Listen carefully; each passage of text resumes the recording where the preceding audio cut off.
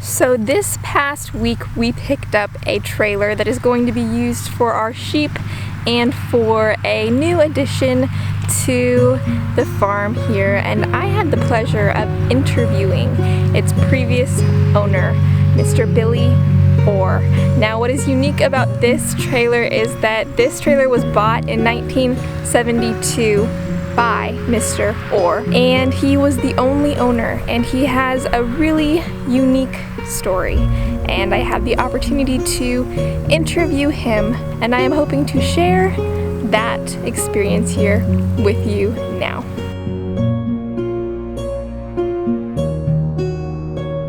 I think that you kind of grew up in a time that you don't have a lot of first-hand stories from anymore. Yeah, if I live to be the 12th of this month, I'll be 88.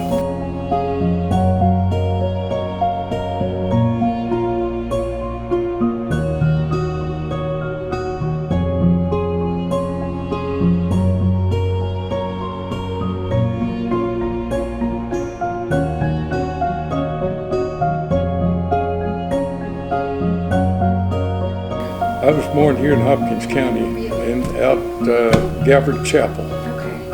In 1932. My dad and mother bought a farm out there, 112 acres. We milked by hand 20 to 25 cows a day. At one time we had 50 hogs, 500 laying hens. While I was in school, I leased some land to raise cotton on, so I had my own little thing there. So you were 15 and you were starting sort of a farm enterprise of your own? Yeah, on my own, yeah. In fact, up on that ranch that I was talking about, they had a sow that got loose up there and raised pigs, and they went wild. I went up there and roped them. I drug them home and put them in a pen and fed them out for a while, and then I sold them. Feel like you're grateful for the chance to grow up on a farm? Yes.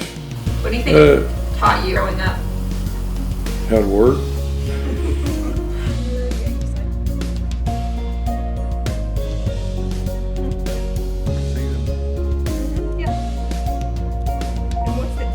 You see how we're growing up today. What are you grateful for that you had, back then that you don't see enough of today? Well, I don't know anything but work. I was raised that way. When I was in school, they wanted me to play basketball. The coaches did. I said, I've got farming work to do. I had land lease that I was farming on my own, plus having him. First horse I ever had, I bought it, give $25 for it. And I bought it here in Sulphur Springs, and I rode it back home, which is about 7 miles back out in the country. I just rode around the farm and this kind of stuff at that time, and my dad used my first horse to plow the garden with, and that just made me mad because I didn't want to know I had an old plow horse. But my dad was a workaholic. He'd find something you'd do. He'd have you digging post holes or digging up stumps, one or the other. But you couldn't criticize him because he's there with you. He was looking at his back most of the time.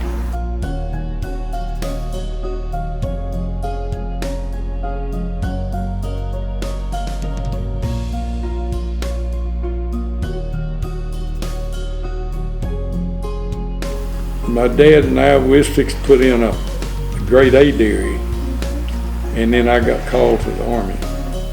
They sent me to Fort Hood and gave me a 4F. See my fingers? Yeah. My dad was that way. And I put it down there, and he raised his foot, and I said, what are you fixing to do? He said, I'm fixing to straighten that finger out. And I said, no, you fixing to find yourself right against that wall.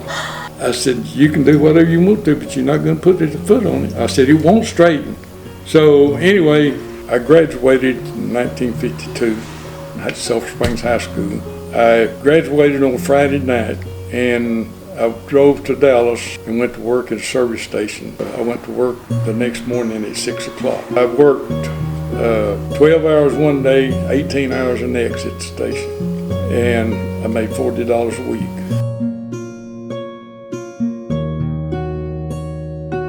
Back while I was still at the station, I started picking up rodeo. My neighbor, he and Marvin Jones and Bob Cody bought a set of rodeo stock, and they wanted me to pick up. So I went and bought me a horse. Well, me and Marvin Jones went and bought a horse. We gave $750 for it. Well, I picked up for several around this area and part of Oklahoma. I picked up rodeos that followed these contractors.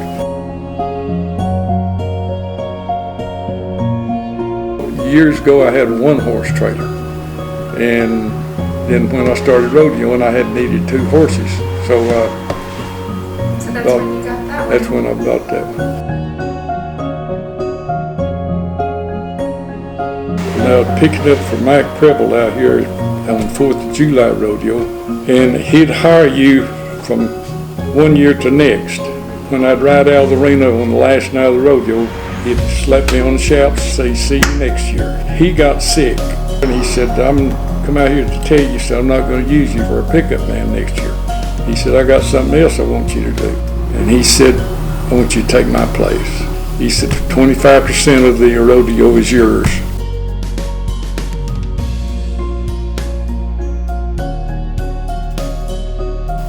I went ahead and got a hold of the Steiners out of Houston. I contacted them in 1980,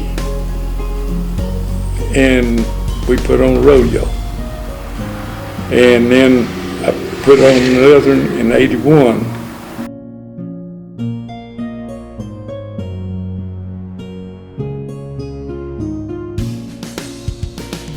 In the meantime, I had started after hours working with electrical.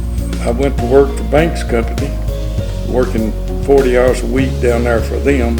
And then I was working 50 hours a week for the electrical contractor. And then I was picking up a few of my own customers, and I was taking care of them in between them. So that's what I did. I still got scars on my shins where I've been kicked.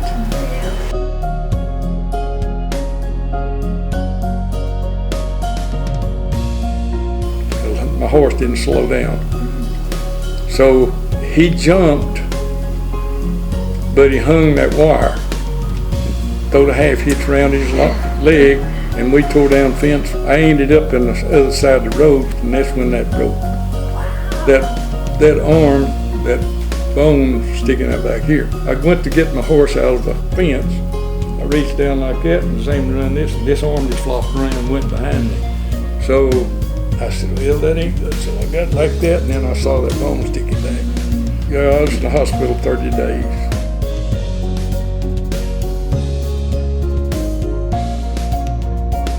I had another horse, he was an Appaloosa. And these people today still ask me about my old Appaloosa horse. Everybody loved that horse. He was something. That's one that lived to be 32 years old. He died out here in the past. So anyway, that kind of ended my rodeo as such. I still went to rodeos and I still like them. But it's not the same. There's something about, if you ever was in a rodeo arena while the action is going on, that's where you think you're supposed to be.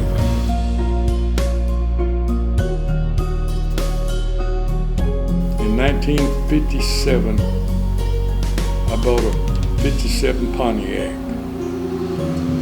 And a Pontiac dealer called me. I was running the station. He called me and he said, "Bill said, I got a car on the, I think you'll be interested in. It's red and white, Pontiac." And he said, "It's got 3 carburetors." And he said, "I think you'll like it. So come down and look at it."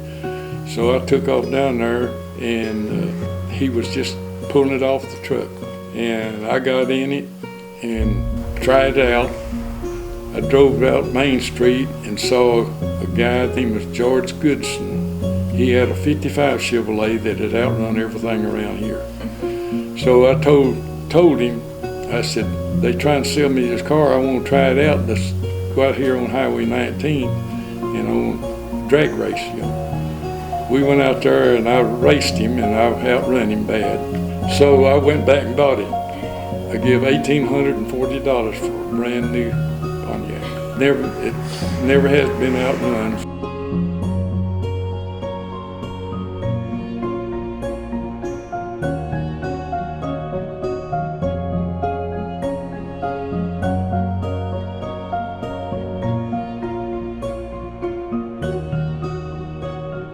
Me and Lynn Boyd, my partner, we built a car, won the championship on it.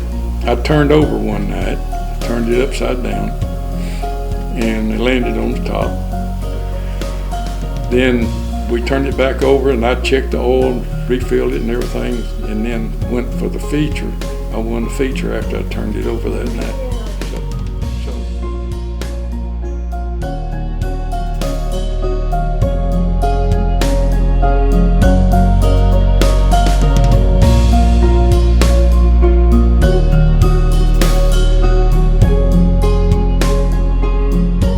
They had a fire in the second house next door to the service station.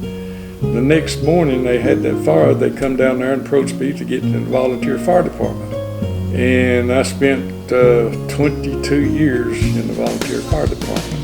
I was president of the volunteer for 9 years, I believe. Then about 32 years ago, they formed a sheriff's posse. I joined it and I'm still a member of the sheriff's posse. Never stop working, I guess. That's a... No, I probably won't last 90 days or ever quit. Yeah. Right now, like I say, I've been blessed. I don't take any kind of medication. I don't take an aspirin. Only thing I do take, I take alfalfa pill. I'm doing a job right today, and I worked out there this morning. Started at 7:30 this morning, and as soon as I get through here, I'm going to go back to work. Yeah. That's the story of my life.